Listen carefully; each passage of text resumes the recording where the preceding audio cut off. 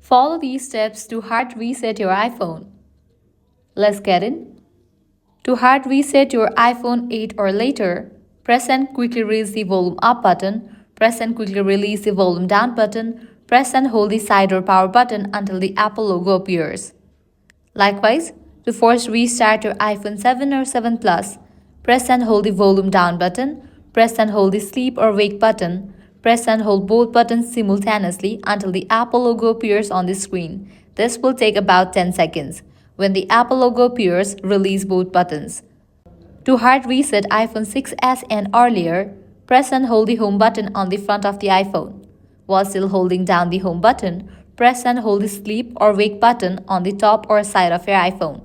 Continue to hold both buttons until you see the Apple logo on the screen. When the Apple logo appears, release both the home and sleep wake buttons at the same time. So this is how you can hard reset your iPhone. If this guide helped you out, don't forget to like, share and subscribe to our channel. Thanks for watching.